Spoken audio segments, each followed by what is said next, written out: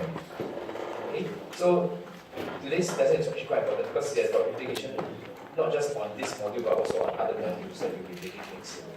Right? So be open-minded in the sense, right? Don't think that derivation is difficult. Actually, it's just differentiation. Okay, so you divide, right? You just differentiate with respect to time, you differentiate with respect to space, that's all. Okay, remember when I first do the first lesson, I mentioned about flow field. Anybody can remember? Nobody can remember, I told you. Nobody can remember what I say.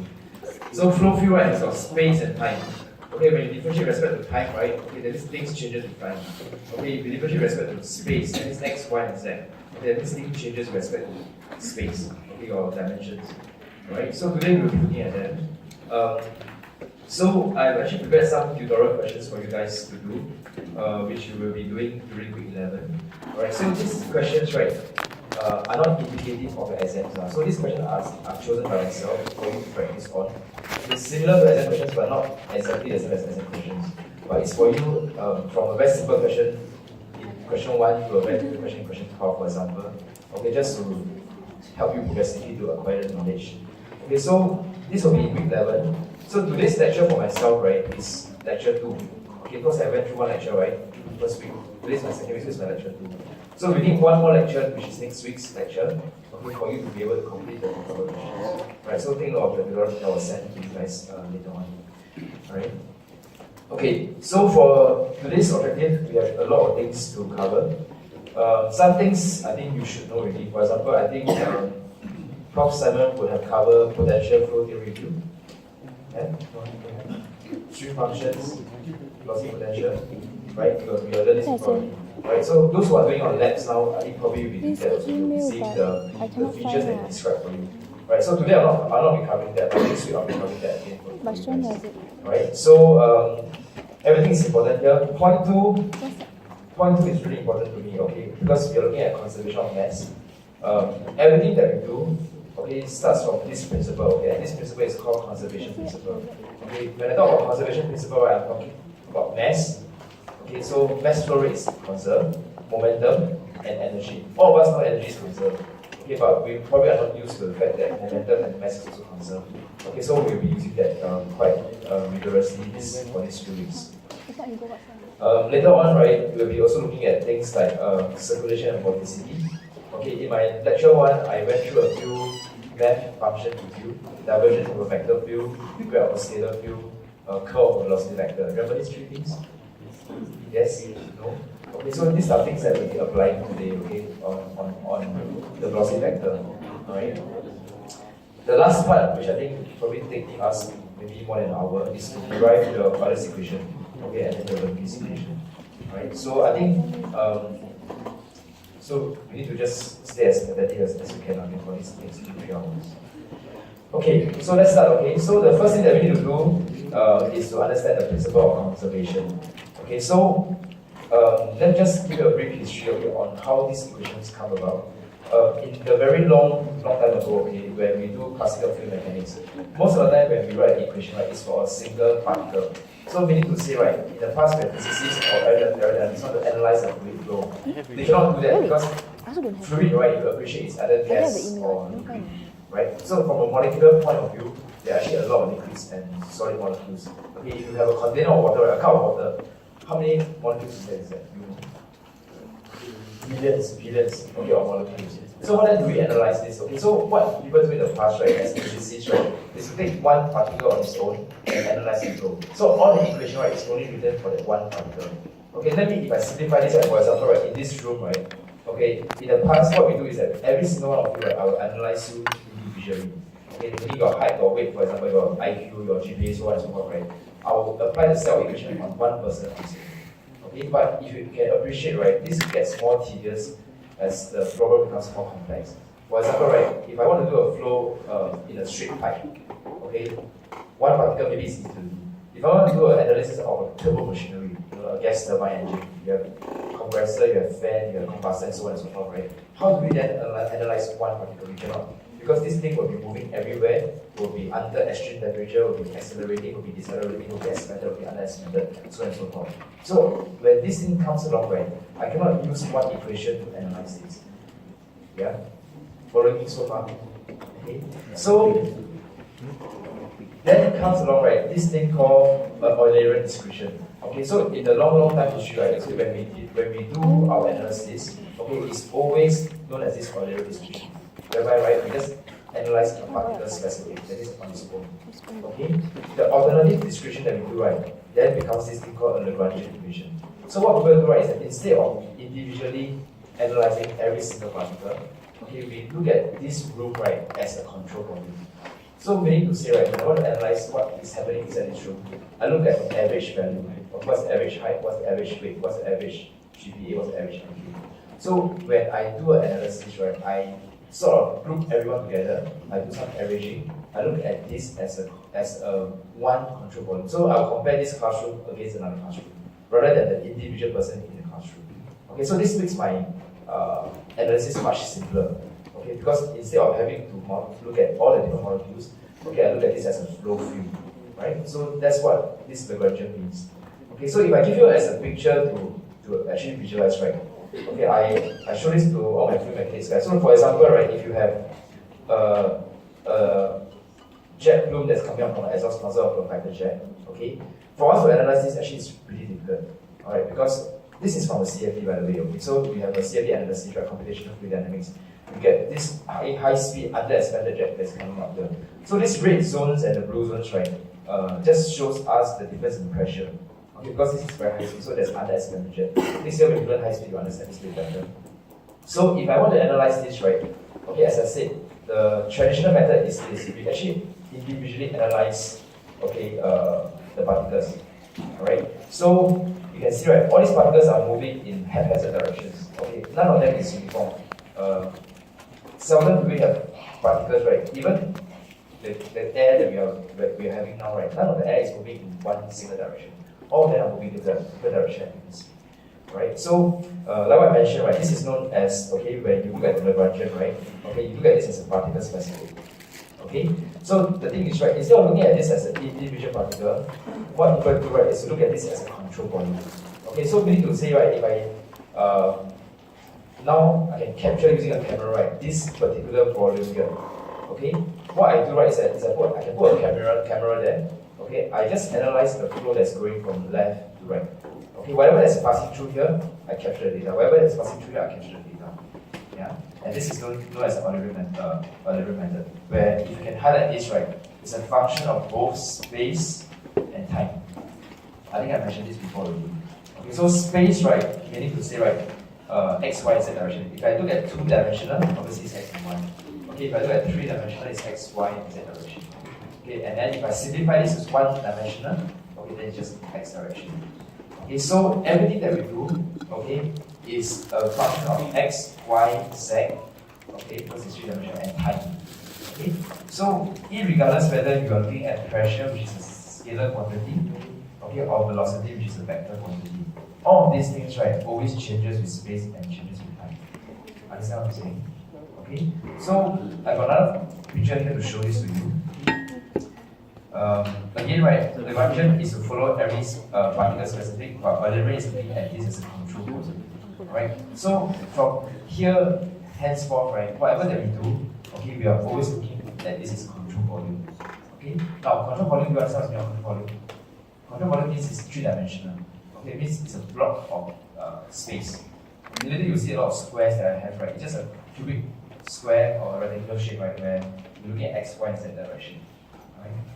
Okay, so we're looking at how much particle is flowing in, okay, and how much particles are flowing out. Okay, so I mentioned about conservation principle, right? And one of the most classical conservation principle that people talk about actually is this thing called mass conservation. Okay, so before we can do that, right, we must be able to differentiate it. Okay, what do you mean by control volume? Right, so a control volume sometimes, right, people call this as a system. Right, so when I analyze something, right, I analyze what is inside this system here. Everything else outside of the system, right, we call this as the surroundings. Okay, so the system has a fixed quantity of things. For example, in this room, right, whether you all come in or don't come in, right, the row of chairs and tables are here, so it's fixed. Alright, understand what I'm saying? Okay, whatever that we are, those people that come in, right, are just additional mass that's coming in. But at the same time, right, if 10 of you come into this room, right, 10 of you must go out from the room, right? Can we have the yellow going out? depends on the month, but most of the time you cannot, right? Okay, can we have 9 person going out? Also cannot, right? So if 10 come in, 10 will go out. So conservation of mass, right, tells us that whatever it is, right, whatever that comes into a system has to go out from the system. Alright? You cannot create any more things, you cannot destroy anything. Alright? So for example, right, if I say that's the case, okay, when I say that things are conserved, it means, right, there's a certain value to it, okay, but it doesn't change with time. Okay, therefore, right, the variable that you have, in this case, it happens to be mass, with respect to time, will always be equal to 0. Okay, so I want you to highlight this, so this is very important. So if I talk about a constant value, right, it means there's a certain value. Alright, just that the change, right, is 0. Understand what I'm saying?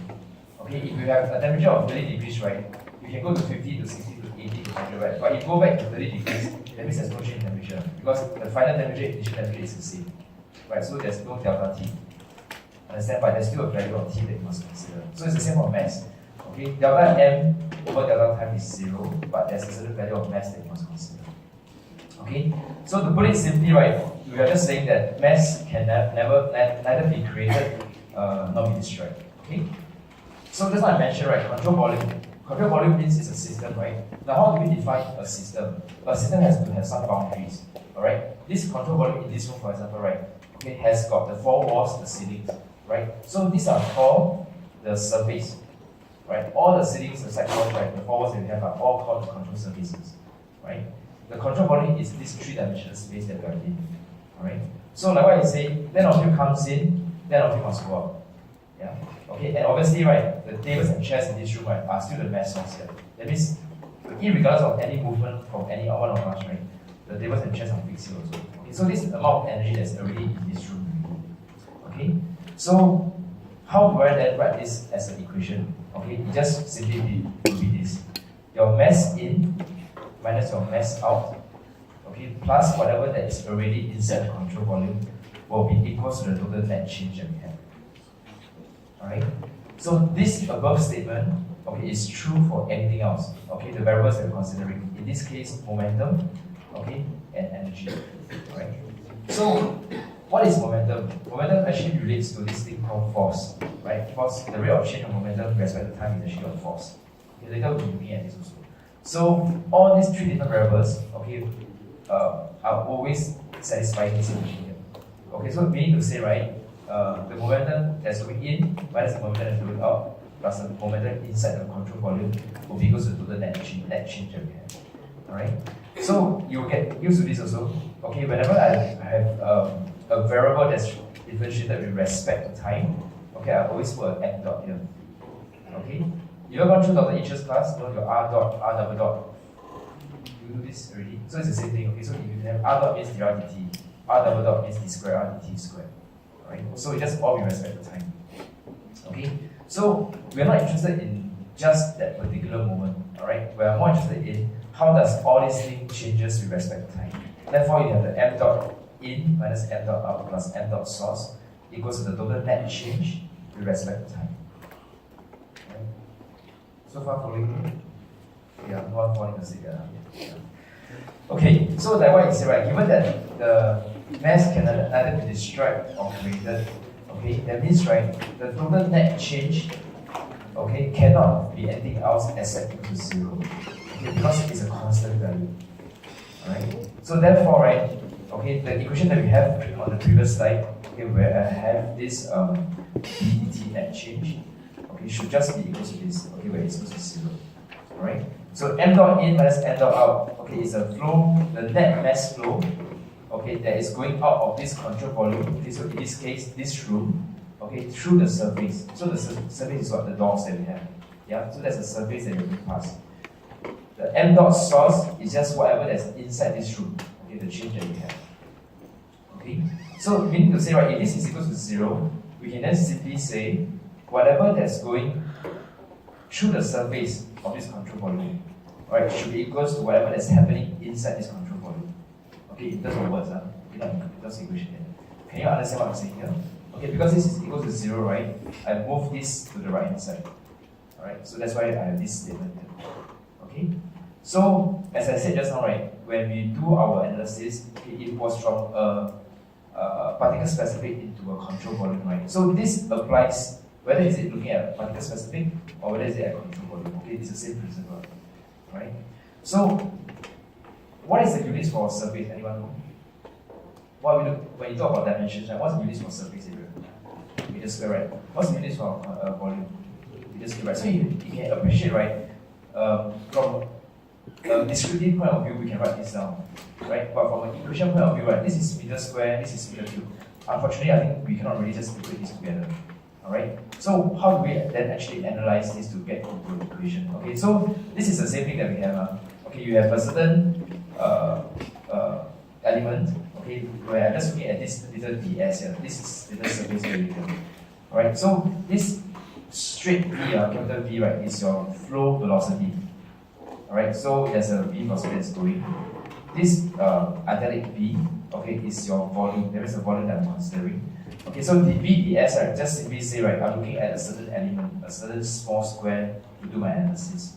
Okay, so from the previous slide, right, we mentioned this, right, we say the net mass flow out of a control volume through the surface, and through the door in this room, should be equal to the change that is happening inside here. Alright, so how can we actually reconcile these two equations together?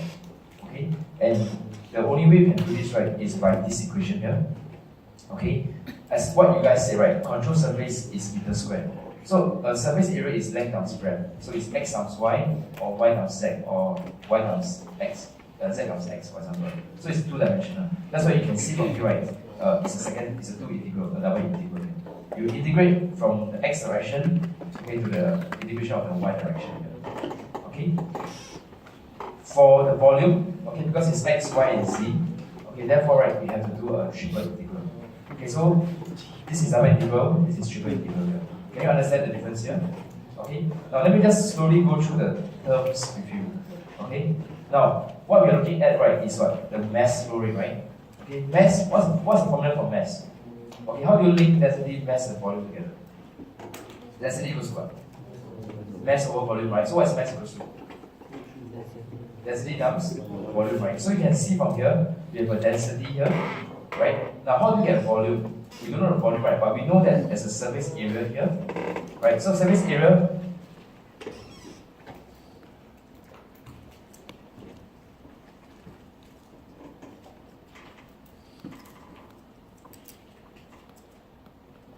okay, so you can see from here, your surface area is a dimension of meters square. This is your capital V, right, which is your velocity vector. What's the dimensions of velocity vector? It's still meters per second, right? So you can see from here, right, if I take meters,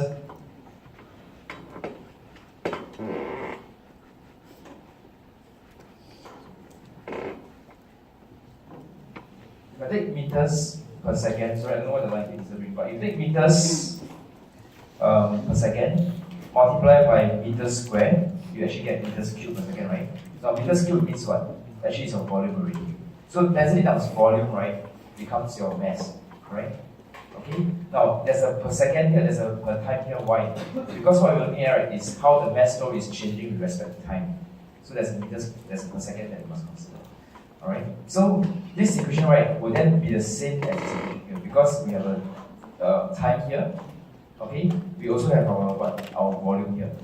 Okay, so this equation becomes the correct equation because density times volume gives me mass. Mass over time gives me my mass flow rate. Right, so this equation, right, really just represent what we have here. Okay, the flow rate that's going out through the surface and whatever that's changing inside the control volume. Are we all okay with this? Anyone lost here? Okay, the only way if you want to understand, right, is actually to do by dimensions analysis. Alright, because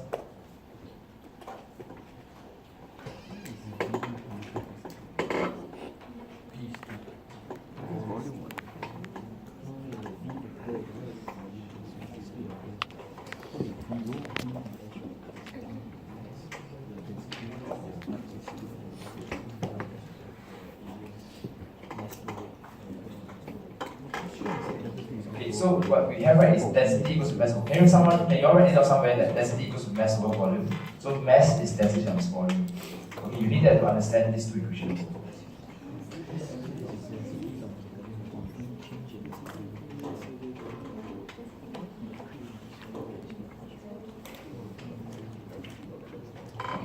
So the next step that's more important is this. Okay, how do we actually group these two equations together? Because this is double integral, this is triple integral, right?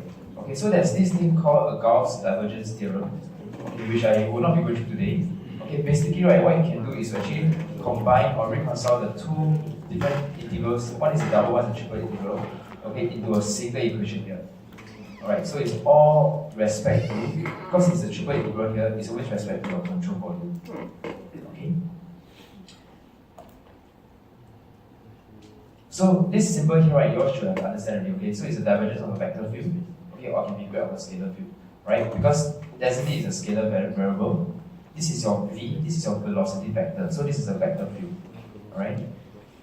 T is your time, and rho is your density. Okay, so all the rows here are density, the average O, if anybody asks. Okay, and dV here represents your control point. Right? Is there anything copied? No, right? Yeah. Can I move on? Okay, so how then do we then simplify this equation? Okay, so let's look at this equation slowly in detail. Okay. Now, as for any integral, right? Okay, when you do an integral, when you do a summation, okay, it says that the total summation that you have is equal to 0 here. Okay, it simply just tells us, right, that the variable inside the integral, it should be equal to 0 here. Okay, and this, if I were to name this equation, right, it's actually a very famous equation. It's known as the continuity equation. Okay, so in the exams, right, if anybody asks you to derive the equation for the continuity equation, okay, this is how you derive the continuity equation, right? So this is almost like a step-by-step process for you, really. Alright, so as I said, rho represents density. Okay, this is the divergence of a vector field or the graph of a scalar field, right? So because you can think about this, right, from a mathematical point of view, okay, we can actually open this math function up. Okay, meaning to say, I can actually keep my velocity vector as a constant value. Okay, I do the graph of a scalar field. Okay, or I keep the density constant. I do the divergence of a vector field. Okay, so I can actually expand this out in this case here. Alright, so let me explain here again. This is to keep my velocity vector constant. Okay, I do the graph of a scalar field. Okay, so that means I can do delta rho, delta x, delta rho, delta y, delta rho, delta z. Okay, this is to keep my density constant. Okay, I do the divergence of a vector field. So this is how I can separate the math function here. Okay, so if I separate this out, what do I get? Okay, I'll get this equation here. So like what I say, right, this is a dot product of two vectors. Because when you do a graph of a scalar field, what do you get? You get a vector field, right? So if you do dot product of two vectors field, this is what you see. You get u, delta rho, delta x, v, delta rho, delta y, delta w, delta rho, delta z. Alright, in terms of three dimensions here. The other side here, okay, because you're doing a divergence from a vector field, okay, rho is a constant value. So rho, right, you can just take it out here, okay, and then you can expand the divergence from vector field. Alright, so this represents, okay, in fact, right, the expansion of this continuity equation. Okay, in terms of u, v, w, x, y, and z. So it's a complete set three-dimensional equation. Alright. How then do we then simplify this equation? Okay, so let's look at this in detail also. Okay, so if, right, I do a question, okay, I don't look at unsteady flow. I look at this as a steady flow. Now, if I look at this as a steady flow, what happens to the equations here? Will anything change here? If I look at it as a steady flow, will any term be equal to 0 here? What do you mean by steady? Does it change with time? No, right? That means what will be equal to 0? The first term will be equal to 0 because it doesn't change with time. Yeah?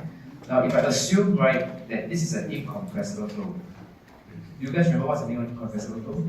What is constant? Density is constant, right? That means that does density change with time? No, but does density change with space? No. No at all, because it's a constant value. Meaning to say, right, the density at the center of the room and at the side of the room is the same value. So it doesn't change with space also. So if, right, we assume that this is an incompressible flow, the whole term here will also be equal to 0. Okay? If I now assume, right, it is a 2D flow, what happens to the term here? This is the last one, right? The last one will be equal to 0 also. So in fact, right, if I want to simplify this equation, at the end of the day, my density can cancel off. Okay, the final equation that we have right from that very complicated continuity equation, okay, becomes this equation. Okay, delta u over delta x plus delta v over delta y equals 0. Okay, this is telling me, right, how does my axial velocity, okay, changes with respect to the axial direction. Okay, and this is how does my vertical velocity changes in the y direction. Delta v delta y.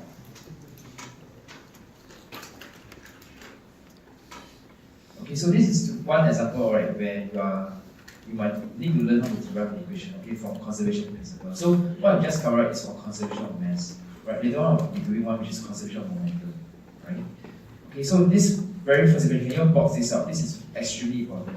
Okay, you'll be seeing this a lot of times, okay, when you do your analysis.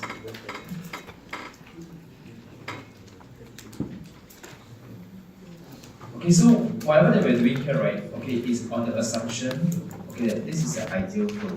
Okay, ideal flow, right, means to say, right, it's always steady, it's incompressible, it's 2D, and there's no viscous force, right? But as I said to you guys before, okay, in a real analysis for fluid mechanics, okay, there's actually a lot of stresses that's involved. We need to say there's friction. Okay, when the flow passes surface area of a compressor plate or a flat plate, okay, there's always a drag force. Even through past an airfoil, a wing, okay, there's also a viscous force.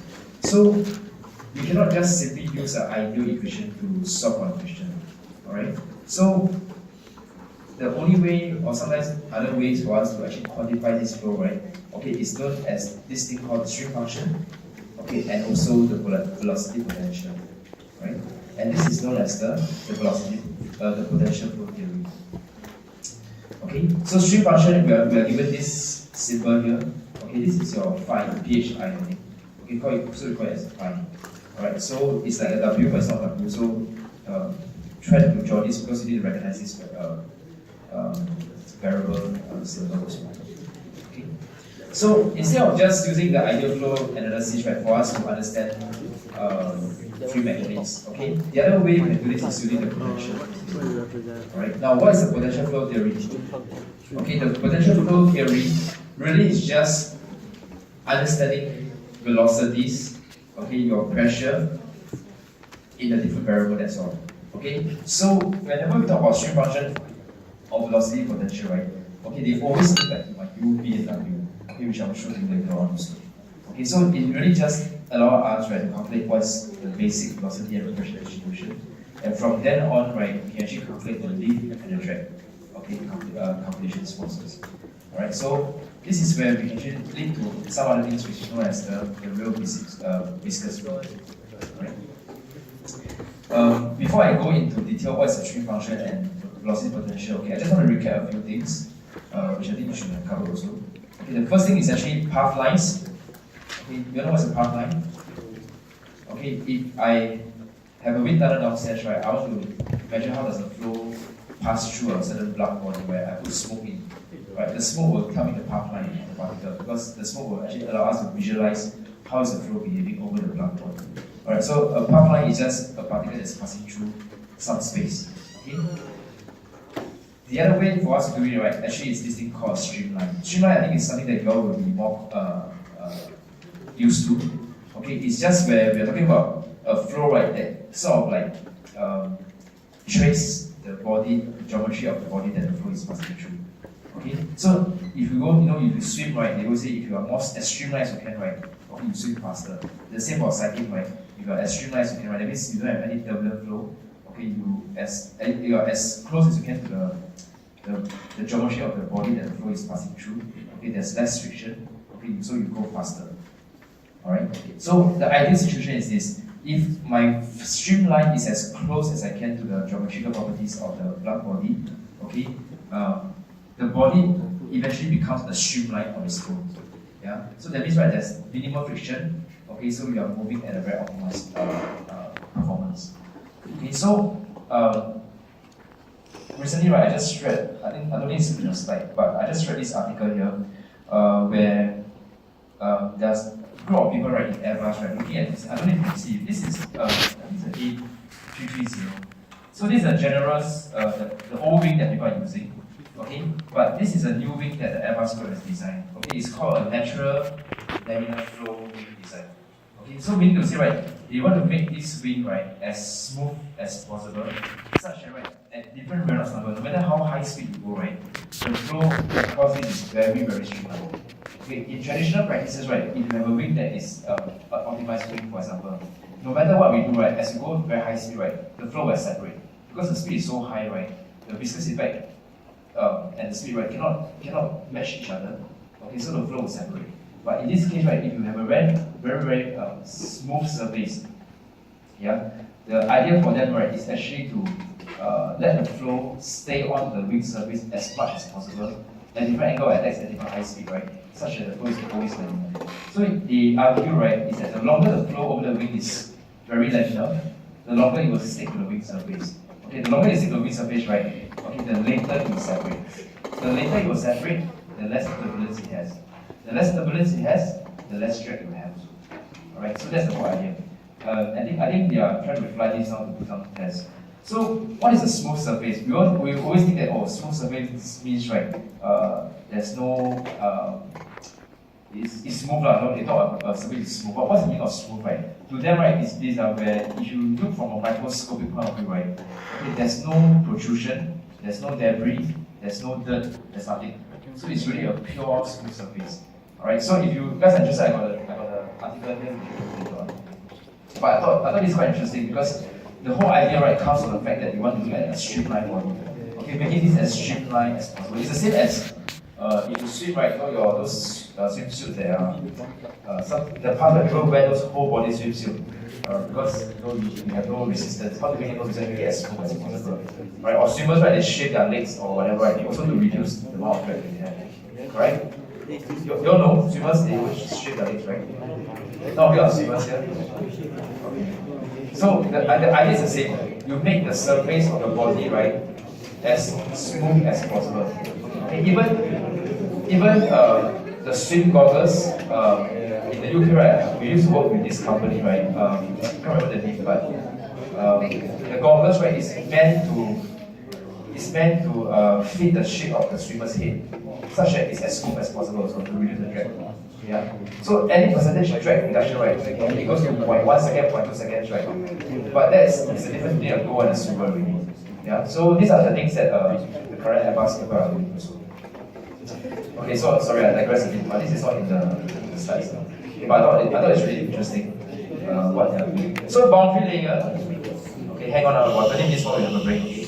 A boundary layer, right, is something that you guys have to know. So I don't know if Prof. Simon has covered boundary layer with you. Okay, have? No? That's it, right? Okay, so I'll be covering that in detail also. Okay, it's extremely important. As an aerodynamist, right, if you're an aeronautical engineer, you know what's a boundary layer, right? Something is wrong. So we need to cover this quite in detail also. Okay. Okay, so just now, right, I asked you to box that first equation, the continuity equation. Anybody remember the continuity equation? Delta U delta X plus delta V delta Y is equal to 0. That's a continuity equation. Okay. Now let's look at how we can further quantify that U and the V and the X and the Y. Okay, what do they mean? How are they related to one another? Okay, so if you look at this particle here from this point, okay, moving at this certain velocity. The velocity is a vector, correct? So if it's a vector, right, it means we can decompose or resolve the velocity vector into my U direction and my Y direction. Okay, so if I do this as Y-axis and X-axis, right, it just tells us that dy dx should be equal to V over U. That's the very first thing. Alright? So if I want to actually multiply my U to my dy and my dx to my V, okay, I can get this equation here. My V dx minus my U dy will be equal to 0. Okay? And therefore, right, you can have a dy dx equals to V over U here.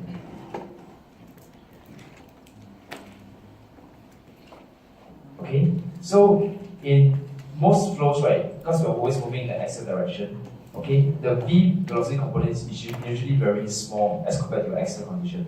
Okay, unless you're looking at a vertical takeoff or at very high angle of matter, right, when you're taking off or when you're landing. But in most cases, right, okay, the U velocity is always the dominant velocity. So other ways that we can actually find out what is the velocity vector, right, is by doing this. Okay, so because we know, right, the magnitude of a velocity vector is just the summation of U square plus V square square root 1. Okay, from a two-dimensional point of view. Obviously, right, if you have w, right, then there's w squared that you must consider. Okay, so we can actually change this u squared plus b squared into, if you take out your u, right, because you can see, right, I have a b over u, that means I divide everything by u, I can get a dy dx here. So I can actually find my velocity vector now, right, in terms of just u. Okay, u multiplied by this factor here, where dy dx just simply represent the space that we are considering. Okay, how much does y changes with respect to x? Okay, so the next important equation that I need to highlight, right, actually is this box here. Okay, it's quite important. That means dy dx is always equal to du. Okay, you will come to appreciate this later on. Okay, but please just highlight this for now. Okay, so we went through path line, streamline, right? The last thing that we need to go through actually is your straight line. Okay, so straight lines actually are the same thing. Okay, straight lines, if I can actually give you an example, right, is what you're doing now. When you do your potential flow theory, right, what do you do to your lab? Anybody did the lab already? It's a water sort of water tunneling, right? What do you do to the thing? When you let the flow pass through, right, what do you add to the flow table? Anyone? You add a shape, right? But how do you visualize the flow? You pour some dye on it, right? Blue color dye, right? Okay, so a straight line is really like, allowing you to visualize the flow, right? That's going past a blunt body also. Okay, so for those who have done the laminar flow theory, right, you pour some blue dye onto your potential flow, you can actually visualize, right, the sink, the source, and the racking half body and so on. Right? So this is what people will do also. Alright, so that's the straight line. Will this be tested? No. Okay, straight line, path line, straight line are for you to know, because it's like important knowledge. Alright? So the more important thing, right, is to be able to understand what is this stream function all about. Okay? So stream function, right, okay, if you recall, right, okay, has got very close relationship to stream line. Okay? Because the stream function is related to the flow rate, okay, and the amount of fluid that's passing between the streamlines. Okay, so streamlines sometimes, right, people say is considered as the lines of constant stream function. Okay, later I have a picture for you, okay, for you to appreciate. So that means to say, right, if I can actually visualize a streamline, every streamline is a constant value. Alright, so but every streamline has got different stream function values. Okay, but each streamline, right, across the whole body, okay, it's the same answer, it's the same constant value. Okay, so we can actually plot this out. I'll show it to you later on. So how do we quantify or how do we relate, right, between stream function to velocity? Okay.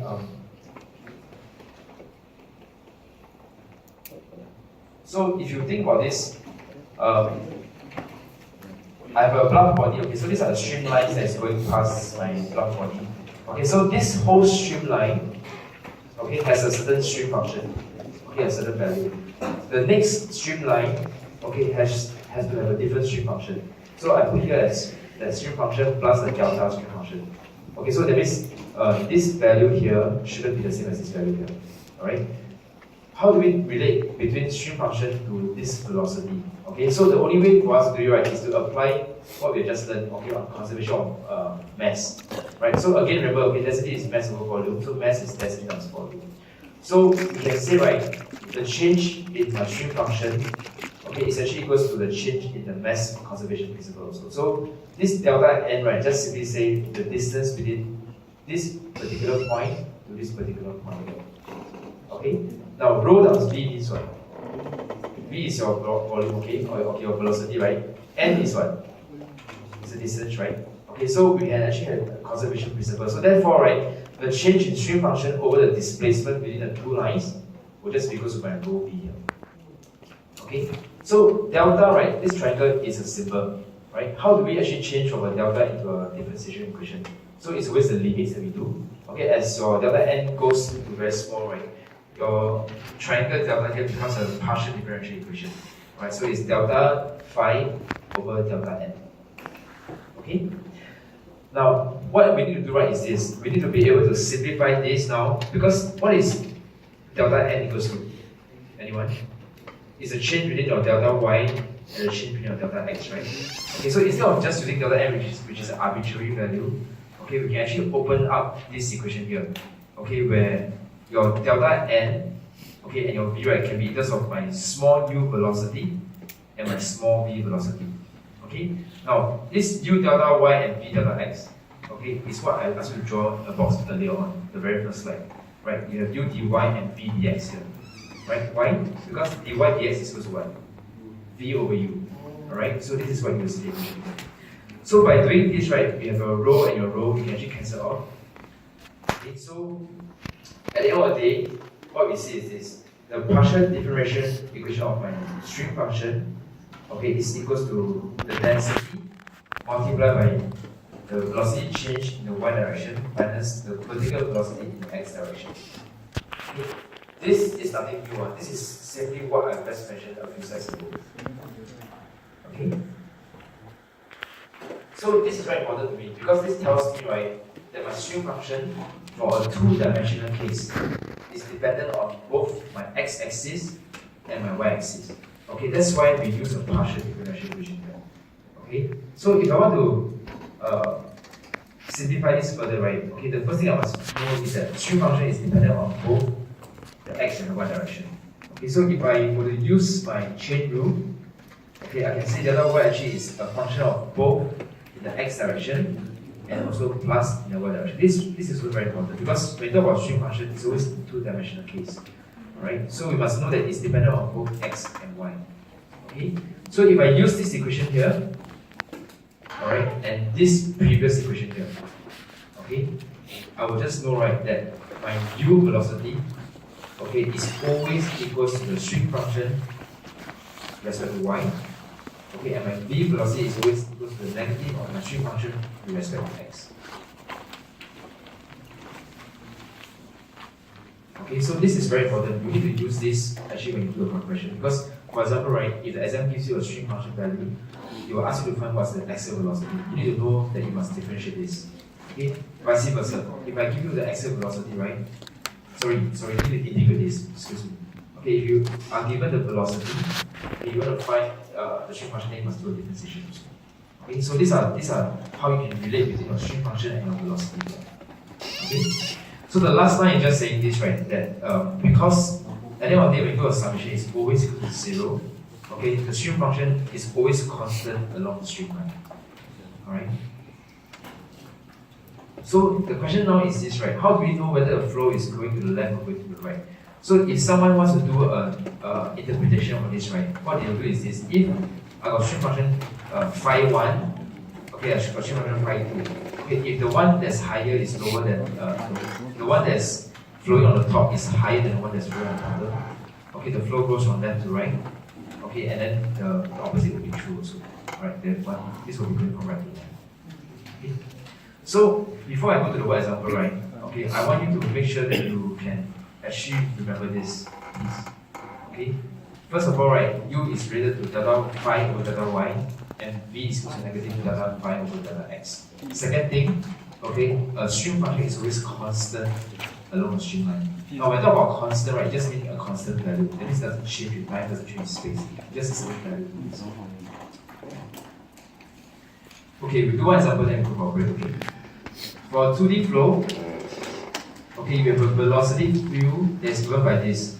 Your axial velocity is equal to y, and your vertical velocity is equal to x. Okay, you're supposed to find the string function. Okay, then you're supposed to find the specific streamline that's passing through this coordinate system U1. Okay, can we try this question, please?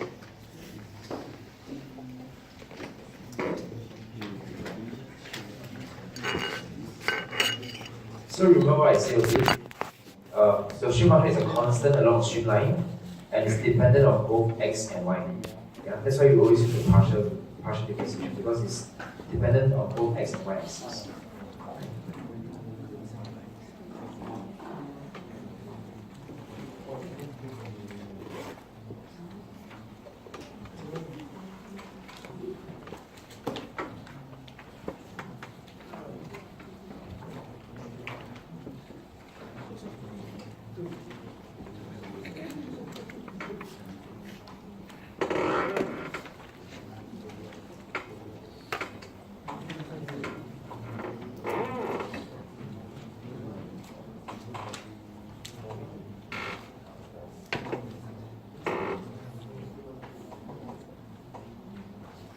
So how do we start this question? Anyone? Got any clue? The first thing you must have, right, actually is this, the one that you have highlighted on red, right? Your u is always delta phi over delta y, right?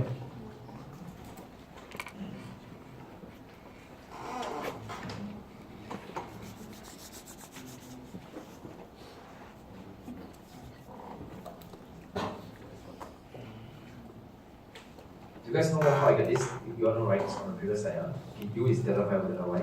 Okay, just happen for this question, okay, your u is equal to 1 here. Okay, but that helps us because now I can actually do my integration here. How do you find phi now? Can you find, right? What do you do? Integrate, right? Okay, so I can find phi. So phi will just be equal to my integral of y dy. Correct? Okay. Now the thing is, remember what I said? This is a partial derivative. Partial derivative means, right, this variable, okay, is partially dependent on y, partially dependent on x. Correct? So if I only